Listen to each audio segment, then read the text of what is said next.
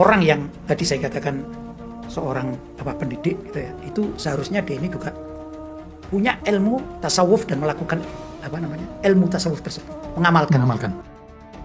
Tokoh NU Garis Lurus, Gus Lutfi Bashori, menyampaikan pandangannya terkait maraknya oknum kiai yang tersandung kasus asusila maupun pelanggaran moral. Menurutnya, salah satu faktor yang berkontribusi adalah semakin ditinggalkannya pengamalan ilmu tasawuf dalam kehidupan para tokoh agama. Gus Lutfi menjelaskan bahwa tasawuf bukan hanya ilmu yang dipelajari, tetapi harus diwujudkan dalam kehidupan sehari-hari melalui keikhlasan, menjaga hati, mengendalikan hawa nafsu, serta memperkuat akhlak. Tanpa pengamalan tersebut, seseorang dinilai lebih mudah tergoda oleh syahwat, kekuasaan, dan kepentingan dunia. Ia juga menyoroti pentingnya mengamalkan nilai-nilai yang terkandung dalam Tombo Ati, yang selama ini dikenal sebagai pedoman penyucian hati. Amalan seperti membaca Al-Quran, mendirikan salat malam, berkumpul dengan orang-orang saleh, memperbanyak puasa, dan berzikir diyakini dapat menjadi benteng spiritual agar seorang ulama tetap istiqomah dalam menjaga amanah dan kehormatannya. Menurut Gus Lutfi, seorang kiai tidak cukup hanya menguasai ilmu fikih atau mampu berdakwah.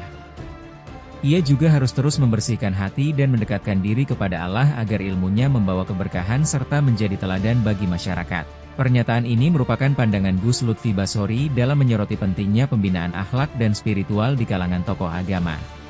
Kurang menerapkan syariat Islam seperti biasa salaman laki perempuan. Apakah juga itu menjadi pemicu? Ya, kalau saya bicara tentang hal itu begini.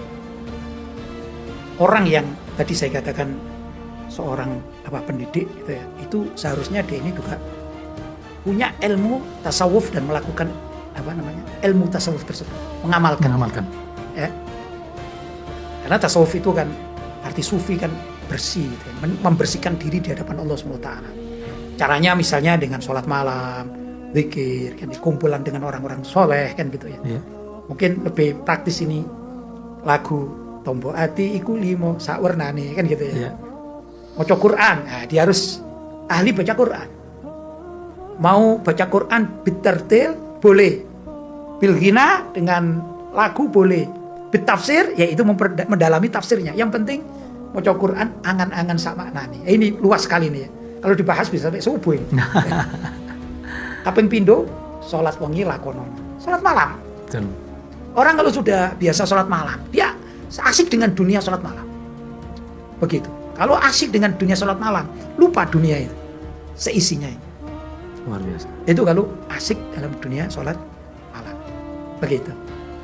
Terus apa tadi? yang tadi masalah penyimpangan itu apa karena kurang tasawuf. Ringkasnya apa? Dua sholat wengi laku. Apa tadi?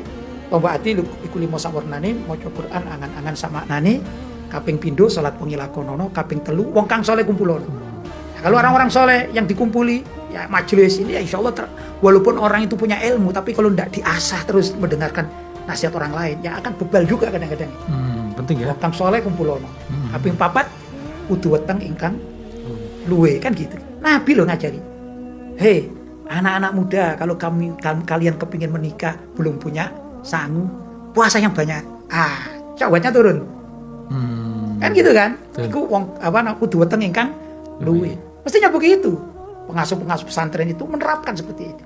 Yang terakhir, kelima, zikir wengi ingkang suwe. Kalau sudah zikir pada Allah, ya sudah lupa hal-hal yang tidak baik lah. Makanya saya katakan, mungkin salah satu penyebabnya karena kurang menerapkan ilmu tasawuf. Begitu. Dan tasawuf itu mengandung zuhud serta warok. Zuhud dan warok. Zuhud meninggalkan kehidupan dunia, artinya hatinya tidak terfokus kepada dunia. Misalnya ada orang kaya, saya sebutkan salah satu ya, dari sekian banyak tokoh ini, guru saya Abu Yazid Muhammad bin Ali Al-Maliki dikenal kaya raya. Tapi beliau pernah mengajarkan pada kita, kalau kalian punya harta maksudnya, jangan kau jadikan harta itu di depan kepalamu, tapi di bawah kakimu. Jadi hartanya di bawah kaki. Kenapa di bawah kaki maksudnya? Ya ibarat main bola kalau ditendang kan gampang, mudah kan gitu. Jadi masuk sini kasihkan orang lain, masuk sini mudah. Jangan dijadikan di depan kepala. Seperti ada kisah, ada orang punya kuda, agar kudanya ini lari terus, akhirnya dikasih makanan di atas gini. Kan dikejar terus. Loh kalau dunianya punya uang ditaruh di atas begini, maka dia akan kejar terus itu harta. Tidak selesai-selesai. Ilustrasi Jamil. apa namanya kuda tadi itu ya. Warok itu juga artinya mencari sesuatu yang halal kan gitu kan. Betul. Ya, kalau yang halal gimana? Kalau yang asusila kan tidak halal kan gitu. Betul. Jadi belum sampai makomnya kepada makom tasawuf, makom zuhud dan makom warok, maka terjerumuslah kepada hal-hal yang tidak semestinya. Menurut saya begitu. Jamil Yai.